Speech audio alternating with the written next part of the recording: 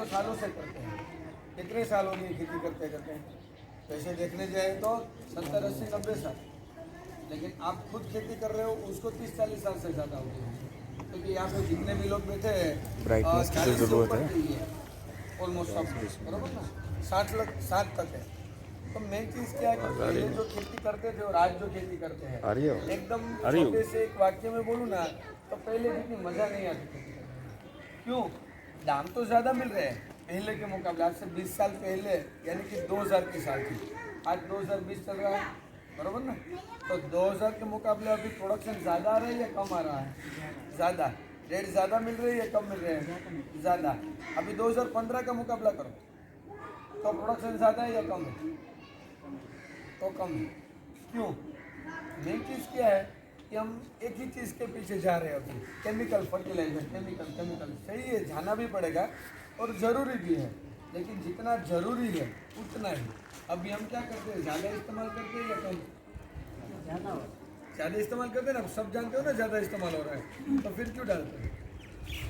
उत्पादन बढ़ाने के लिए।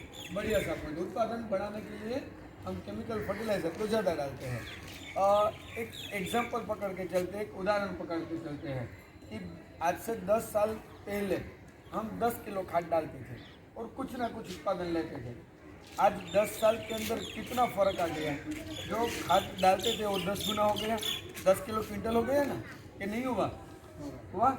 तो 10 किलो जब खाद डालते थे तब पकड़ के चलते कि कोई भी जो भी हमने पौधा लगाया है वो 1 क्विंटल हमें देता था प्रोडक्शन।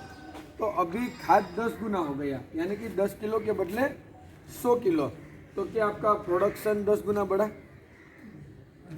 तो आप तो बोल रहे हैं ना ज़्यादा उत्पादन के लिए हम खाद डालते हैं। नहीं, हमें ऐसा लगता है, देखो हमें ऐसा लगता है कि खाद डालने से प्रोडक्शन बढ़ेगा। एक्चुअल में क्या है कि अभी जो हम खाद का इस्तेमाल कर रहे हैं ना, वो प्रोडक्शन को टिकाने के लिए कर रहे हैं। गलत है या सही है? अभी खाद को कम कर देंगे तो प्रोडक्शन कम होगा या ज़्यादा होगा? कम हो जाएगा। खाद कम तो प्रोडक्शन कम। लेकिन अभी जो हम डाल रहे हैं उससे प्रोडक्शन बढ़ नहीं रहा। जो पिछले साल या तो उसकी अगली साल मिला था उतना ही मिल रहा है, उसके आगे पीछे, बरोबर ना? इसका मतलब क्या है सीधा सीधा कि प्रोडक्शन को टिकाने के लिए हम खाद डाल रहे हैं, ना तो बढ़ाने के लिए।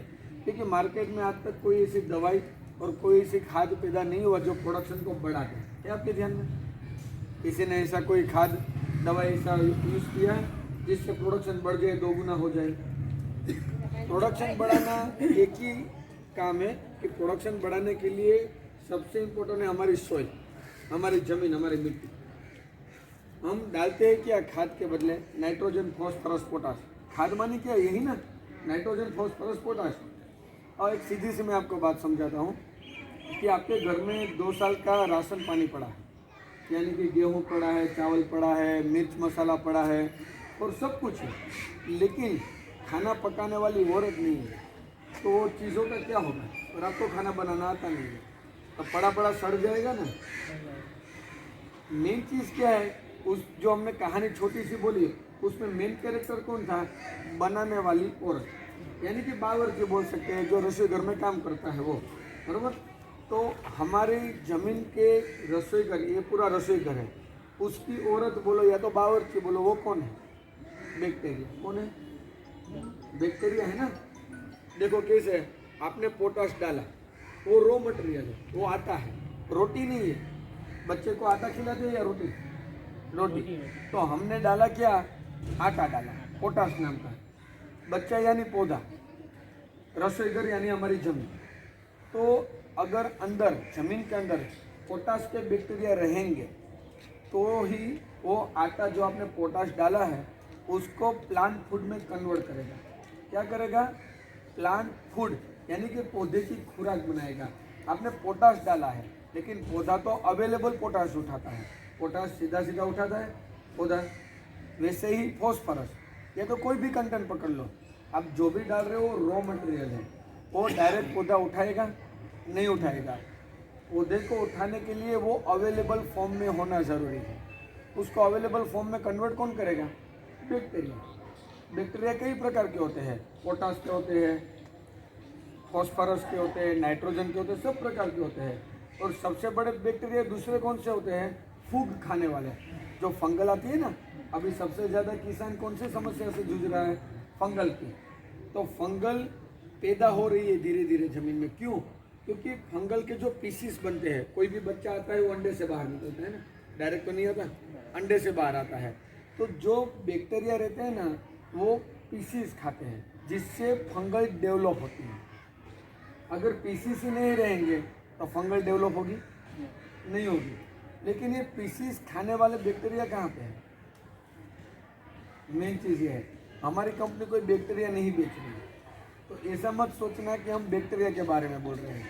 हम तो वही बैक्टीरिया में बिलीव करते हैं जो हमारी ज़मीन का है।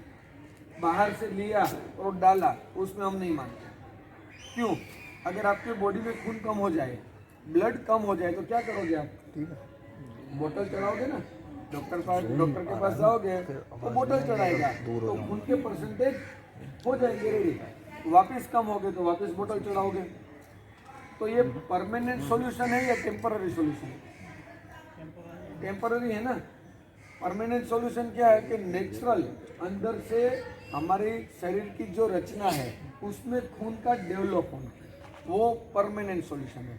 तो अभी मार्केट में बैक्टीरिया भी मिलते हैं, आप यूज़ करते हो ना बैक्टीरिया, ये नहीं डाला किसी ने। और जो सूडोमोनास के भी बैक्टीरिया रहते हैं, सब डालते हैं हम, तो वो टेम्पररी सॉल्यूशन है। क्यों? हमारे बैक्टीरिया गए कहाँ? मेन बात, हमारी बैक्टीरिया ऊपर हमने इतनी गर्मी बढ़ा दी, एक तो ऊपर की गर्मी और खाद की गर्मी केमिकल की, वो इतनी बढ़ गई कि वो वहाँ पे जिंदा रह सके वैसा आजू बाजू में सराउंडिंग में ऐसा कोई एटमॉस्फेयर नहीं है कि वो जिंदा रह सके, इसलिए वो नीचे चले गए धूप में। अभी हम खाद कहाँ पे डालते हैं? नीचे या ऊपर? ऊपर ही डालते हैं ना। तो ऊपर जो हमने खाद डाला, मानी आटा डाला, उसको रोटी पका के खिलाने वाला बैक्टीरिया तो नीचे चले गए। तो अभी कैसे पकेगी रोटी? नहीं पकेगी। इसलिए हो क्या रहा, हमने एक ही चीज़ आज तक सोची, कितना खाद डालना है। कभी ये सोचा कि पौधे ने कितना खाया? इम्पोर्टेंट क्या है, डालना या पौधा का उठाना? देखा कभी सोचा ये चीज़? और आपको क्या लगता है, इतना छोटा सा बेचारा पौधा रहता है और 2-2 क्विंटल खाद खा लेता है? खा लेता होगा वो? नहीं खाता। फिर भी हम डालते हैं, उसकी वजह से केमिकल ब्लाइंडिंग हो। क्या हुआ? क्योंकि ज़्यादा दिया ना। आपकी खाने की क्षमता 2 रोटी की है और मैं आपको फोर्स करके 10 रोटी मुँह में ठूस दूंगा तो क्या होगा? पेट बिगड़ेगा। शुरुआत यहाँ से होगी ना। कोई भी रोग की शुरुआत कहाँ से होती है? पेट से। कोई भी रोग हो, हमारे शरीर में कोई भी रोग हो, यहाँ से चालू होता है। जितनी खुराक है उससे ज़्यादा खाएंगे तो फायदे वाला है या नुकसान वाला? नुकसान वाला ही है, क्योंकि डाइजेस्ट नहीं होता ना, पचता नहीं है। नहीं पचता तो क्या होगा? किडनी जाम, वाल हमारा जाम, सब धीरे धीरे जाम हो जाएगा। तो वैसे ही ज़्यादा केमिकल फर्टिलाइज़र डालने की वजह से क्या हुआ? ज़मीन के अंदर ये सब जाम हो गया, बैक्टीरिया सब चले गए। पहले तो बैल भी दौड़ने लगता था ना, अभी ट्रैक्टर दौड़ता है या रुक रुक के दौड़ता है? क्यों? ज़मीन कैसी हो गई हमारी? कड़क हो गई, केमिकल की वजह से। केमिकल ब्लाइंडिंग हुआ। तो ये केमिकल ब्लाइंडिंग और अभी ऑलरेडी बैक्टीरिया कम हो चुके हैं, उसको और कम कर रहा है। हम जो अभी कर रहे हैं उससे बैक्टीरिया जो थोड़े बहुत भी बचे हैं ना, वो भी भग रहे हैं। तो धीरे धीरे ये रास्ता कहाँ जा रहा है? बर्बादी की ओर या उजाले की ओर? सब जानते हो ना। मेरे ख्याल से हर शेतकरी ये चीज़ जानता है, हर किसान ये चीज़ जानता है कि ज़्यादा केमिकल और पेस्टिसाइड का इस्तेमाल करना हमारी खेती के लिए, हमारी पीढ़ी के लिए और समाज के लिए और ये वातावरण के लिए नुकसान वाला है। लेकिन विकल्प क्या है? मेन चीज़ ये है, अभी की जो अब तक बात हुई हमारी, वो इसमें से बैठा हुआ कौन सा किसान नहीं जानता कि केमिकल ज़्यादा इस्तेमाल करना नुकसान वाला है? सब जानते हैं ना, सब जानते हैं। क्यों नुकसान वाला है बहुत कम जानते होंगे। केमिकल इसलिए नुकसान वाला है। लेकिन हमारी जो पहले बात हुई थोड़ी सी, वो यही मैंने बताया कि क्यों नुकसान वाला है। और हम ये भी नहीं बोल रहे कि केमिकल को बंद कर दो। क्यों? ऑलरेडी किसान की लाइफ में कितनी समस्या है। एक तो बारिश की समस्या, यानी कि कुदरती आफत, दूसरा रेट की समस्या, तीसरा प्रोडक्शन की समस्या। सब समस्याएं ऑलरेडी है ना। और उसमें भी अगर केमिकल फर्टिलाइज़र कम कर देंगे या तो बंद कर देंगे तो प्रोडक्शन क्या आएगा? तो क्या नई समस्या से किसान लड़ पाएगा? नहीं लड़ पाएगा। तो क्या करना पड़ेगा? पहले हमारे बाप दादा क्या करते थे? प्रकृति के साथ, किसके साथ? प्रकृति के साथ, प्रकृति को लेकर चलते थे ना। अभी हम शेण खाद भी डालते हैं, कैसा, कच्चा वाला या कंपोस्ट? जैसा मिला वैसा डाल। कच्चा ही, जैसा मिला नहीं, कच्चा ही मैं बोलता हूँ। उसमें 1 साल पहले का भी होगा, 3 महीने पहले का भी होगा, 1 महीने पहले का भी होगा और कल का भी होगा। तो ये कच्चा शेण खाद डालना आपको क्या लगता है, फायदे वाला या नुकसान वाला? दोनों, फायदे वाला भी है और नुकसान वाला भी है। फायदा तो आप सब जानते ही हो कि जिस साल हम शेण खाद डालेंगे वहाँ पे फसल अच्छी आती है, लेकिन साथ साथ में नुकसान गर्म पड़ता है, बैक्टीरिया और चलेंगे। हमें ज़रूरत किसकी है? बैक्टीरिया की, गर्म। उसमें हाथ डाल के देखना कभी कैसा होता है अंदर, बहुत गर्म। और दूसरा, कचरा बढ़ गया, निंदामण जिसको बोलते हैं हम, वो कहाँ से आया? वो भी शेण खाद से आया ना, क्योंकि कच्चा वाला है तो भैंस ने या तो पशु ने जो भी खाया है वही निकाला है, कंपोस्ट नहीं हुआ, इसलिए वो वापस वहाँ से जमीन में से पौधा निकलेगा। तो ये भी नुकसान वाली चीज़ है। ऐसा नहीं कि निंदामण यहीं से आया, पानी से भी आता है, लेकिन यहाँ से भी आता है। तो धीरे धीरे ये सब खर्चा बढ़ाने का काम करेगा या खर्चा कम करने का? जैसे किसी भी किसान को पूछो ना क्या चाहिए, तो कि प्रोडक्शन ज़्यादा। मेरे हिसाब से क्या चाहिए मालूम है? प्रोडक्शन का खर्चा कम। मैं ये मानता हूँ प्रोडक्शन तो बढ़ेगा ऑटोमेटिक। कैसे? अगर धीरे धीरे हमारी ज़मीन तंदुरुस्त बनेगी तो। प्रोडक्शन बढ़ाना किसके हाथ में है? हमारी ज़मीन के स्ट्रक्चर के हाथ में। ना तो कोई खाद काम करेगा, ना तो कोई दवाई काम करेगी।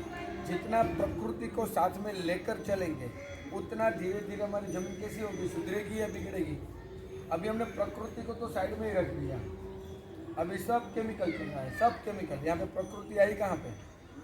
तो अभी प्रकृति को जब से हम भूलने लगे तब से क्या हुआ, फायदा या नुकसान? क्या हुआ, क्या लगता है आपको? नुकसान ही हो रहा है ना, फायदा हो रहा है एक साल भी। हर साल हमारा खर्चा बढ़ेगा। आज से 3 साल पहले अगर आपने 1 क्विंटल खाद डाला है तो इस साल या तो आने वाले साल में आप 1.5 क्विंटल खाद डालने ही वाले हैं, तो ही उतना प्रोडक्शन मिलेगा।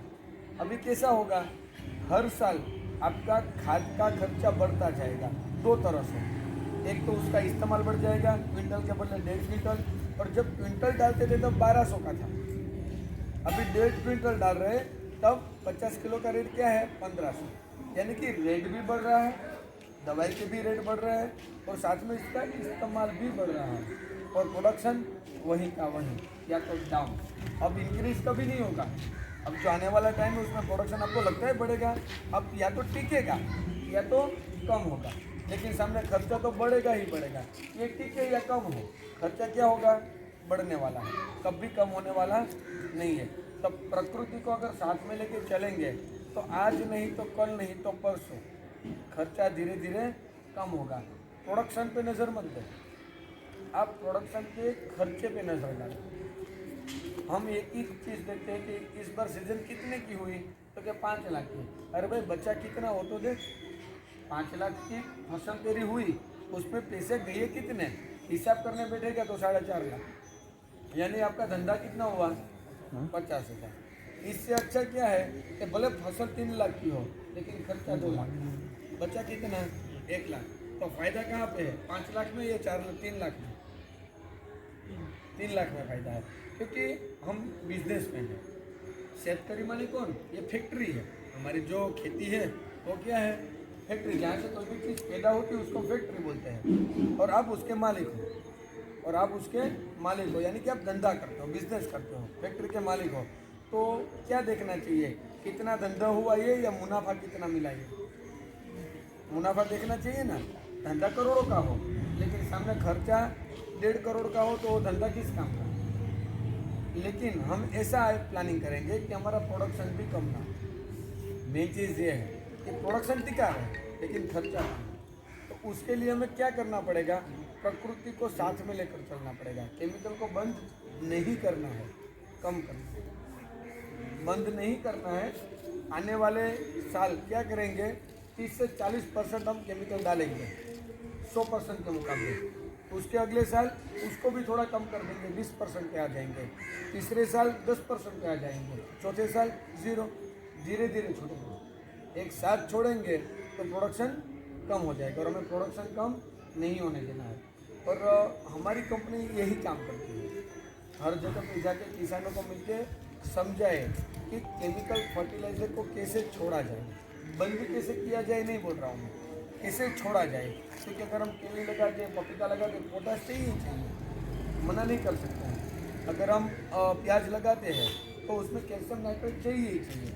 कई कई चीज़ होती है जो हर पौधे को ज़्यादा आवश्यक होती है, तो उस हिसाब से ही हमें चलना है। लेकिन अब तक जितना इस्तेमाल किया उसके बदले बहुत कम। और हमारी कंपनी क्या करती है उसके बारे में भी बोल दूँ। जो प्रोडक्ट बनाती है वो, अगर समझ लो कि कहीं पे कोई पशु मर गया और जहाँ पे उसको हमने गाड़ दिया, वहाँ पे फसल कैसी होगी? देखा सुना होगा ना सबने। चाचा आपने तो देखा और सुना दोनों होगा, क्योंकि आप उम्र में बड़े हो। पहले ये चलता था, क्यों? वो सोचा कभी? कोई भी चीज़ मर जाती है ना, बाकी वहाँ पे बैक्टीरिया पैदा हो जाते हैं ना, सड़ के। अगर कुत्ता यहाँ पे मर गया तो हम यहाँ पे रह पाएंगे इतने में? क्यों? बैक्टीरिया बन जाएगा, धीरे धीरे सड़ जाएगा। सड़ता है तो बैक्टीरिया पैदा होता है, सड़ता है उसी में से बैक्टीरिया पैदा होता है। और हम जो बात कर रहे थे स्टार्टिंग में, बैक्टीरिया कम होने की वजह से ये सब कुछ हुआ है, या तो धीरे धीरे चले गए हैं। तो अभी ये एग्जाम्पल हमने लिया कि कहीं पे भी चरण होता है तो वहाँ पे बैक्टीरिया ज़्यादा हो जाते हैं। तो हमारी प्रोडक्ट ऐसी कोई प्राकृतिक चीज़ों से बनी हुई है और एकदम कम रेट में मिलती है। कम रेट इसलिए कि 1 एकड़ का खर्चा हमें कुछ नहीं करना है। हमारे 3 से 4 जो प्रोडक्ट है जो पानी में ही देनी है, सॉइल में, खाद के बदले, खाद के साथ, कोई भी खाद के साथ हमारी प्रोडक्ट आप दे सकते हो। जहाँ पे आपको 1 क्विंटल खाद डालना है 1 एकड़ में, या तो 50 किलो जो भी आप डालते हो, वो 80% कम कर दो तो उसका पैसा बच जाएगा। और हमारी एक बोतल परचेस कर लो, 1 एकड़ के अंदर 240 रुपये की आएगी। कितने की? ज़्यादा रेट है या कम है? दूसरी एक बोतल है वो 180 की आएगी, और तीसरी एक बोतल है 265 की आएगी। एक साथ यूज़ नहीं करना है, 1 महीने या तो 1.5 महीने में एक बार, 1.5 महीने में जितनी बार हम खाद डालते हैं या तो नहीं डालते हैं, उसके बदले 80% कम करके हमारे प्रोडक्ट का इस्तेमाल करना है। हम ये अभी नहीं बोलेंगे कि इसका रिजल्ट कैसा मिलेगा। क्यों? मैं बोलने वाला कौन? रिजल्ट कैसा है वो तो सेट कर ही बताता है। रिजल्ट कैसा है वो कौन बताएगा? किसान। मैं तो देखो मेरी प्रोडक्ट है तो मैं क्या बोलूँगा? बुरी बोलूँगा या अच्छी बोलूँगा? अच्छी बोलूँगा ना। हर कोई माँ सबसे ज़्यादा बखान किसका करती है? बाजू वाले के बेटे का या घर के बेटे का? तो मैं तो बोलूँगा अच्छा ही है। लेकिन आप एक बार इस्तेमाल करो, एक बार देखो, आपकी आंखों से देखो कि केमिकल फर्टिलाइज़र मैंने कम कर दिया। आपके पास 1 एकड़ से ज़्यादा ही ज़मीन होगी, बरोबर ना? तो 1 एकड़ में इस्तेमाल करना है, 1 एकड़ में नहीं करना है। 1 एकड़ में जो करते आए हो वही करो, लिखो खर्चा और सामने प्रोडक्शन देखो, आपको ऑटोमेटिक पता चलेगा कि यहाँ पे प्रोडक्शन में कोई गिरावट नहीं है। लेकिन गिरावट कहाँ पे आई? खर्चे में। ये पहला फ़ायदा। दूसरा फ़ायदा, केमिकल कम गया। केमिकल कम गया ना, 20 से 30% ही गया जितना हम डालते थे। तो धीरे धीरे हमारी सॉइल कैसी बनने लगी? हेल्दी, तंदुरुस्त ज़मीन बनने लगी। अभी बीमार है हमारी ज़मीन, बीमार ज़मीन के अंदर कोई भी आप बीज डालोगे और जो पौधा बनेगा वो बीमार होगा या तंदुरुस्त? दवाई का इस्तेमाल कितना करते हैं मालूम है ना? अभी आप बोलते थे उल्लाला, बोल रहे थे ना अभी कि हेवी टेक्निकल यूज़ करने लगे हैं। पहले एकदम लाइट टेक्निकल से भी हम सकिंग, थ्रिप, सब माइट्स को भगा देते थे। लेकिन कब? 8-10 साल पहले। पिछले 5-7 साल में कैसे टेक्निकल आ गए? सबके नाम मालूम है? नहीं है। इतना हर साल नए टेक्निकल आते हैं, और वो भी 1200-1700। पहले 25 से 30 रुपये का एक 15 लीटर का पंप बनता था, वो फव्वारा लगाते थे। 25 दिन तक हमें वापस कंधा तोड़ने की ज़रूरत नहीं पड़ती थी, बराबर ना? और अभी 25-30 रुपये के बदले 200 रुपये का पंप बनता है, और फिर भी हर 7 दिन या तो 10 दिन में कंधे को वापस मजबूर होना पड़ता है वजन उठाने के लिए 15 लीटर का। सही है गलत? लेकिन क्यों? क्योंकि बीमार जमीन, बीज डाला, पौधा बना, बीमार ही होगा। तो बीमार पौधे को सबसे ज़्यादा अटैक होता है थ्रिप्स का, सकिंग का। लेकिन अगर धीरे धीरे धीरे करके हमारी ज़मीन को हम तंदुरुस्त बनाएंगे तो उसमें जो भी पौधा बनेगा वो कैसा होगा, तो दवाई का खर्चा कैसा रहेगा, कम। ऐसा नहीं कि बंद हो जाएगा, क्योंकि एटमॉस्फेयर तो हमारे हाथ में नहीं ना, हमने सोइल को तंदुरुस्त किया है, वातावरण। लेकिन वातावरण कैसा भी बिगड़ा हुआ हो, हमारा पौधा उससे फाइट करेगा, क्योंकि उसके अंदर इम्यूनिटी पावर स्ट्रॉन्ग हो गया। अगर हम अच्छी खुराक लेंगे घर की, समझ लो हमारे घर में 2 बच्चे हैं 8-10 साल के, एक बच्चा क्या करता है, कुछ ना कुछ बाहर के बिस्किट ये वेफर ये सब खाता रहता है और पेट भरता रहता है, दूसरा बच्चा घर का पकाया हुआ ही खाना खाता है। एटमॉस्फेयर बिगड़ा तो जो बाहर का खाता है उसको सर्दी जुकाम हो जाएगा, उसको होगा नहीं होगा। बहुत ज़्यादा एटमॉस्फेयर बिगड़ा तो उस दोनों को सर्दी जुकाम होगा। लेकिन जो बाहर की चीज़ें खाता है ना, उसको अस्पताल ले जाना पड़ेगा, या तो 3 दिन रखना पड़ेगा, या तो बोतल चढ़ानी पड़ेगी, और उसको एक दवाई का डोज देंगे हल्का सा पैरासीटामोल का, वापस दूसरे दिन वो दौड़ने लगेगा। क्यों? क्योंकि खुराक अच्छी है तो इम्यूनिटी पावर स्ट्रॉन्ग होगी। इम्यूनिटी पावर स्ट्रॉन्ग है तो वायरल इन्फेक्शन उसको कम होगा, या तो बहुत देर के बाद होगा। तो इम्यूनिटी पावर बढ़ाता है, क्योंकि हमारी सॉइल हेल्दी है। अभी जो भी हम चीज़ डालते हैं हमारी सॉइल में, वो बैक्टीरिया की अवेलेबिलिटी की वजह से वो डायरेक्ट पौधे उठा लेगी। जो भी पौधा है वो क्या करेगा, वो चीज़ को उठा लेगा। ऑलरेडी हमें कम डालना है, पहले हम 10 किलो डालते थे क्योंकि पौधा 10 किलो ही खाता था। अभी हम 100 किलो डाल रहे हैं, फिर भी पौधा तो 10 किलो ही खा रहा है। 90 किलो क्या हो रहा है, केमिकल ब्लाइंडिंग, और हमारी ज़मीन को बिगाड़ने का काम और हमारे खर्च को बढ़ाने का काम। अभी वापस 10 किलो पे आ जाएंगे, लेकिन साथ में अगर हमारी प्रोडक्ट रही तो हमारी प्रोडक्ट की वजह से बैक्टीरिया बढ़ेगी। जब हमारी प्रोडक्ट में बैक्टीरिया नहीं है, आपकी ज़मीन में जो ऑलरेडी बैक्टीरिया मौजूद है, जो कहीं ना कहीं नीचे चले गए हैं, उसको वापस अट्रैक्ट करेंगे। धीरे धीरे बैक्टीरिया ऊपर आएंगे और बीएल एक्टिविटी डेवलप करेंगे। बीएल एक्टिविटी माने बैक्टीरिया जब 1 लाख होता है ना, वो 2 लाख में कन्वर्ट होता है, 2 का 4 होता है, 4 का 8, मल्टीप्लिकेशन में काम करते हैं बैक्टीरिया। तो हमारी 2 प्रोडक्ट मेन जो है उसकी वजह से बैक्टीरिया की संख्या बढ़ने लगेगी। अब 10 किलो खाद डाला, पौधे ने उठा लिया। अभी के टाइम पे 100 किलो डाल रहे हैं और पौधा 10 किलो उठाता है। हमारी प्रोडक्ट के बिना 10 किलो डालेंगे तो पौधा 2 किलो ही उठाएगा, तो प्रोडक्शन क्या आएगा, ज़्यादा या कम, कम आएगा। तो ये वजह है कम आने की, क्योंकि जितना डालते हैं उसमें से 20% ही पौधा उठाता है। यानी कि क्विंटल के हिसाब से 20 किलो, हम 20 किलो ही डालेंगे, साथ में हमारी प्रोडक्ट डालेंगे तो 20 से 20 किलो पौधा उठा लेगा। हमारी प्रोडक्ट कौन से पौधे पे लगेगी, मेन चीज़, तो जो पौधा सोइल में बनता है उसमें लगेगी। सब बीज हम डालते कहाँ पे हैं, जमीन में ही डालते हैं ना, आसमान में तो डालेंगे नहीं। तो हमारी प्रोडक्ट कोई पौधे के लिए नहीं है, हमारे प्रोडक्ट किसके लिए है, सिर्फ और सिर्फ आपकी ज़मीन के लिए है। हमें मेन चीज़ क्या करना है, हमारा ज़मीन का स्ट्रक्चर डेवलप करना है। अभी वो डिस्टर्ब है, ये किसी को मालूम है, कार्बन किसी को मालूम है क्या है आपकी ज़मीन का, और दो ही सबसे बड़ी मेन चीज़ है, ऑर्गेनिक कार्बन और पीएच, वो तो मालूम नहीं है। हमारी प्रोडक्ट लगातार हर महीने आपकी ज़मीन में जाने से धीरे धीरे करके आपकी ज़मीन तंदुरुस्त होना चालू करेगी, बैक्टीरिया डेवलप हो जाएंगे।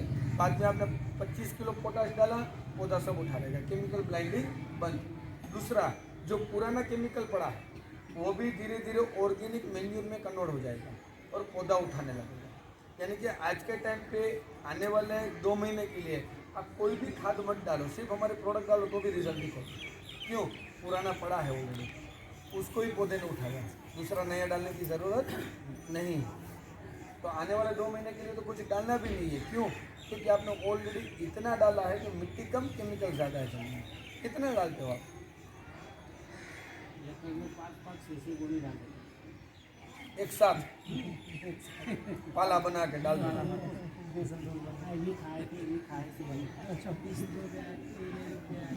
नहीं, आपको क्या लगता है, मैं जो बात कर रहा हूँ, बराबर, मैं किसान का बेटा हूँ, मैं खुद किसान हूँ, तो मैं भी खेती करता हूँ, मेरा पापा भी खेती करता है, और मेरे बच्चे बड़े होने लगे, 11 साल के हैं, उसके दिमाग में एक ही चीज़ है कि किसान ही बनना है।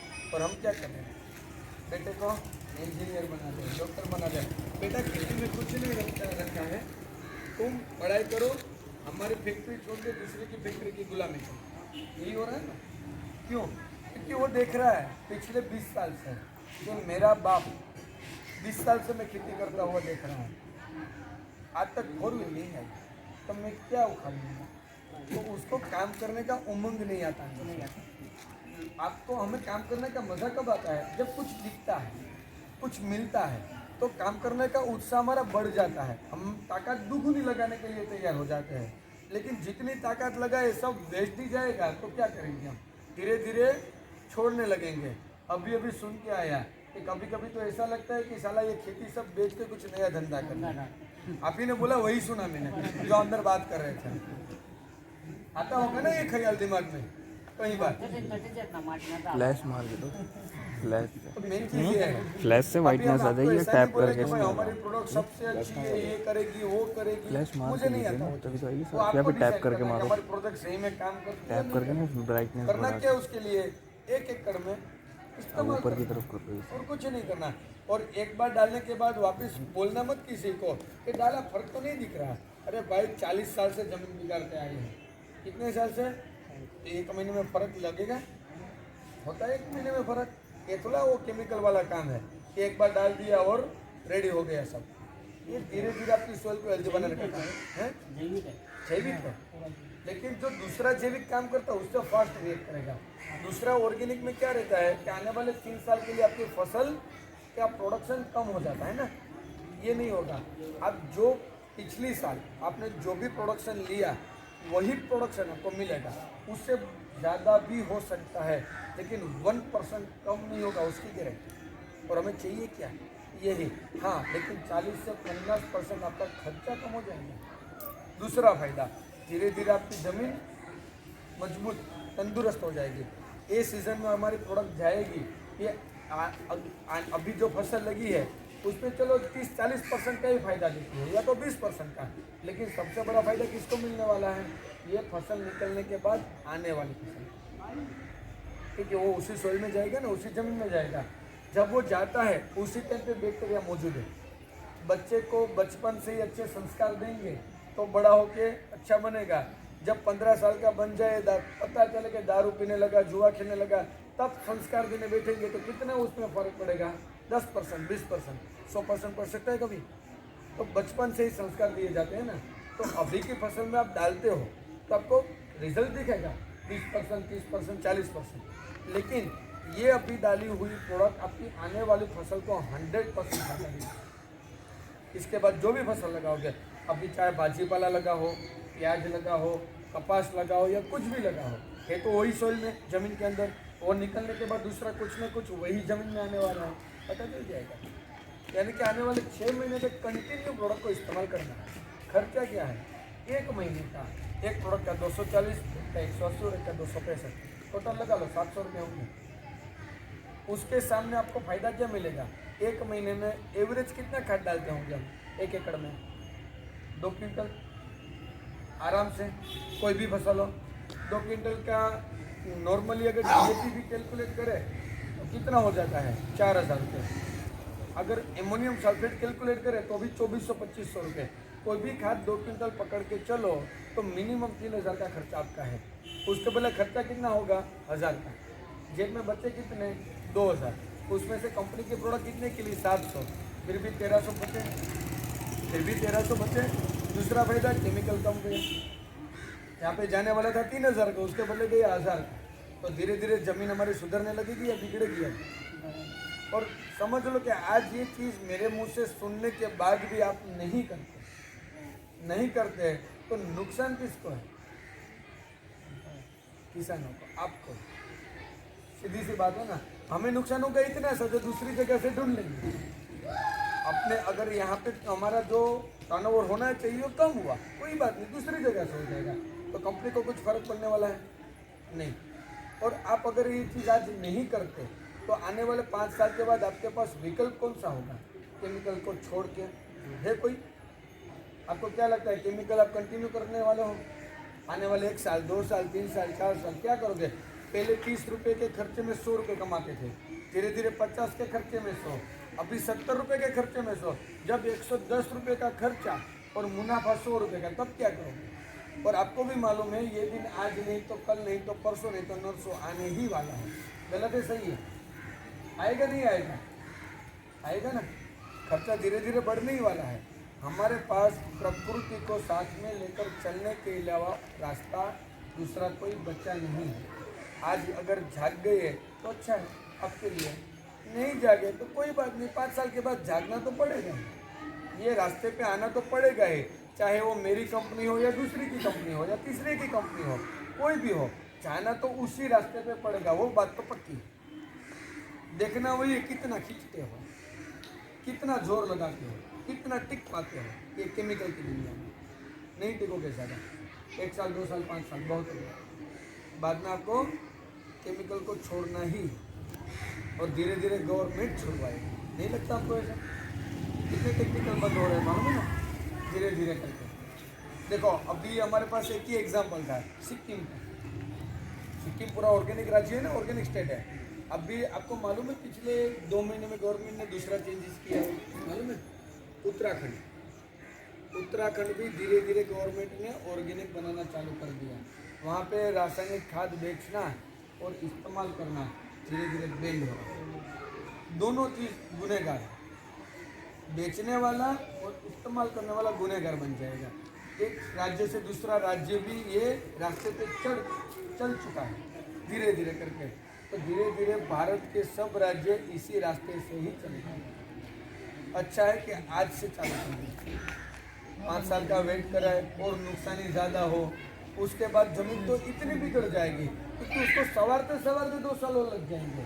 अभी टाइम है कि आने वाली एक ही सीज़न में हमारी ज़मीन वापस धीरे धीरे वो स्वरूप में आ जाएगी जो स्वरूप में प्रकृति ने हमें दी थी, कुदरत ने हमें दी, और हमने उसके साथ जो किया वो हम सबको मालूम है। तो वापस धीरे धीरे प्रकृति को याद करके आज नहीं तो कल ये रास्ता अपनाना है, तो ही किसान आगे बढ़ पाएगा। वरना यहाँ पे गेहूँ लगाते हैं हम, क्या रेट मिलता है? 2000 से ज़्यादा 2000 मत बोलो, ज़्यादा से ज़्यादा 2000, क्योंकि 1700 से चालू होता है, 1600-1700 से, बराबर। 1 एकड़ में बीज के अलावा जो बीज डालते हैं और पानी डालते हैं, उसके अलावा खाद और दवाई जो भी आप इस्तेमाल करते हो, उसका खर्चा अप्रोक्स कितना होगा? पानी दे 1 एकड़ का लमसम मालूम है, हम कभी लिखते नहीं हैं।